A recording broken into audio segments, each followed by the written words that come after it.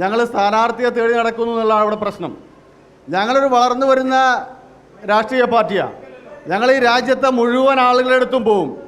ഞങ്ങൾ ആദ്യം കേരളത്തിൽ നിന്ന് പോക്കിയത് അൽഫോൺസ് കണ്ണന്താനത്തിനെയാണ്. CPM-ന്റെ MLA ആയിരുന്ന അൽഫോൺസ് കണ്ണന്താനത്തിനെയാണ്. അത് കഴിഞ്ഞ് ഞങ്ങൾ ഇടതുപക്ഷത്തിന്റെ കൺവീനറായിട്ടുള്ള EP രാജനായിട്ട് കുത്തി. അപ്പോൾ ഞങ്ങൾ EP ജയരാജന് കുത്തി. EP ജയരാജനും ആ വലയിൽ വീണു. ഞങ്ങൾ കോൺഗ്രസിന്റെ നേതാക്കന്മാർക്ക് കുത്തും. അവരെ ഞങ്ങൾ എന്താ സംശയം? EP ജയരാജൻ പറഞ്ഞില്ലേ? EP ജയരാജൻ പറഞ്ഞില്ലേ? എൻ്റെ അടുത്ത് വന്നു ചർച്ച. ഞങ്ങൾ എല്ലാവരുടെ ചർച്ച നടത്തും. ഞങ്ങൾ വസീഫിന്റെ അടുത്ത് വരും, ഈ ഇരിക്കുന്ന ആൾക്കാരുടെ അടുത്തൊക്കെ വരും. അവരെയൊക്കെ BJP-യിലേക്കും ദേശീയ ജനാധിപത്യ സഖ്യത്തിലും കൂട്ടാൻ വേണ്ടി ഞങ്ങൾ നടക്കുന്നത്. ഞങ്ങൾ എല്ലാവരുടെ അടുത്തും പോകും. ആരെ കിട്ടിയാലും ഞങ്ങൾ സ്വീകരിക്കും. ത്രിപുരയിൽ 16 CPM-ന്റെ ഓഫീസ് അടക്കം BJP-യുടെ ഓഫീസായി മാറിയിട്ടുണ്ട്. ത്രിപുരയിൽ അവിടെ ഉണ്ടായിരുന്ന 18 മന്ത്രിമാര്, മുൻ മന്ത്രിമാര് ഇന്ന് BJP-യുടെ MLA-മാരാ. ശേഷമാണ് ത്രിപുരയിലും ബംഗാളിലും ഒക്കെ CPM-കാരെ കൊലപ്പെടുത്തിയതിന് ശേഷമാണ് നിങ്ങൾക്ക് ഓഫീസിലേക്ക് കയറാൻ പറ്റിയത്.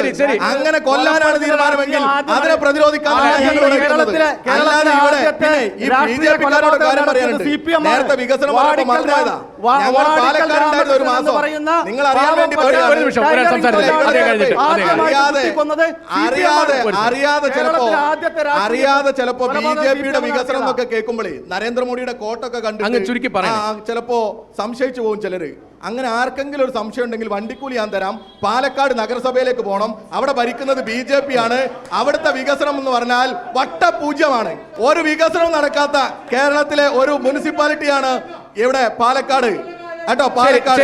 ആ പാലക്കാടിനെ കാണിച്ച് BJP-ക്ക് വോട്ട് ചെയ്യണം നിങ്ങൾക്ക് തോന്നിയാൽ മതി. അടുത്തൊരു ചോദ്യം. പാലക്കാട് നിയമസഭയില് പാലക്കാട് വികസനമല്ല വർഗീയതയാണ്. പാലക്കാട് വികസനമല്ല വർഗീയതയാണ് BJP പറയാ. ആ വർഗീയത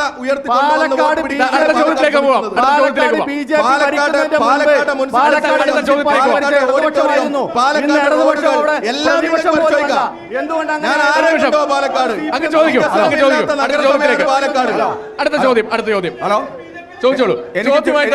എനിക്ക് ചോദിക്കാനുള്ളത് UDF-ന്റെ പ്രതിനിധിയോടെ ചോദിക്കാനുള്ളത് മലയോര ഹൈവേയുമായി ബന്ധപ്പെട്ട് മുണ്ടേരി മുതൽ മേലാറ്റൂർ വരെയുള്ള ഭാഗങ്ങളിൽ മേലാറ്റൂർ പഞ്ചായത്ത്, കരുവാരക്കുണ്ട് പഞ്ചായത്ത്, കാളികാവ് പഞ്ചായത്ത്, അമരമ്പലം പഞ്ചായത്ത്, കരുളായി പഞ്ചായത്ത്, മൂത്തേടം പഞ്ചായത്ത്, പൂത്തുകല്ല് പഞ്ചായത്ത്, അതിൻ്റെ ഇടയിലൊരു പഞ്ചായത്തുണ്ട്. UDF ഭരിക്കുന്ന നമ്മൾ നിൽക്കുന്ന എടക്കര. ഈ സ്ഥലത്ത് മാത്രം ഒരു പ്രവൃത്തി നടന്നിട്ടില്ല. കാറ്റാടി പാലം മുതൽ നല്ലന്തണ്ടി വരെ എടക്കര ഗ്രാമപഞ്ചായത്ത് UDF വർഷങ്ങളായിട്ട് ഭരിക്കുന്ന UDF-ൽ എല്ലാ റോഡുകളും എല്ലാ പഞ്ചായത്തിലും എല്ലാ നിർമ്മാണ പ്രവൃത്തിയും പൂർത്തീകരിച്ചിട്ടും എടക്കര പഞ്ചായത്തിൽ UDF-ന്റെ പഞ്ചായത്ത് എന്തുകൊണ്ട് സ്ഥലം വിട്ടുകൊടുക്കുന്നില്ല? അതിന് മറുപടി മലയോര ഹൈവേ ചെയ്യാത്തത് ഒരു പഞ്ചായത്തിന്റെ പെരടിയിൽ വെക്കുക എന്ന് പറയുന്നത് എങ്ങനെയാണ്? ഒരു പഞ്ചായത്താണോ മലയോര ഹൈവേയുടെ അതോറിറ്റി? ഒരു പഞ്ചായത്തിന്റെ പരിധിയിൽ വരുന്നതാണോ മലയോര ഹൈവേ എന്ന് പറയുന്നത്? ഞാൻ ചോദിക്കട്ടെ, മലയോര ഹൈവേക്ക് വേണ്ടിയിട്ട് ഇവിടെ സമരം ചെയ്തതാരാ? മലയോര ഹൈവേക്ക് വേണ്ടിയിട്ട് ഇവിടെ സമരം ചെയ്തതാരാ? മുൻ DCC-യുടെ പ്രസിഡന്റ് EV പ്രകാശ്. എനിക്ക് അദ്ദേഹത്തോട് ഇന്റെ മറുപടി പറയണമെന്ന് പറയാൻ കഴിയില്ല. അദ്ദേഹം പറയുന്നത് കേൾക്കാനേ കഴിയുള്ളൂ.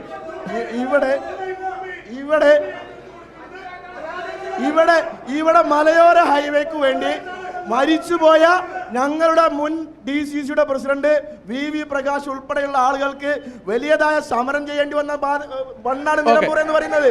അവിടെ എവിടെയാണ് ഇപ്പോൾ മലയോര ഹൈവേ പൂർണ്ണമായിട്ടുള്ളത്? മലയോര ഹൈവേ ഇപ്പോഴും എവിടെയാണ് പൂർണ്ണമായിട്ടുള്ളത്?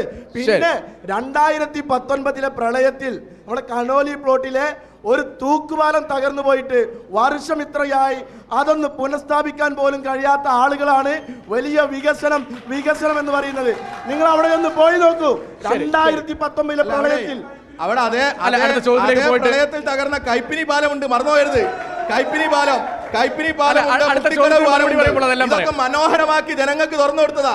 154 കോടി രൂപയാണ് ഈ പ്രളയകാലത്ത് ഈ നാടിന് നഷ്ടം വന്നപ്പോ പുനരധിവാസത്തിന് വേണ്ടി ചെലവഴിച്ചത്. അതാ ഇടതുപക്ഷം.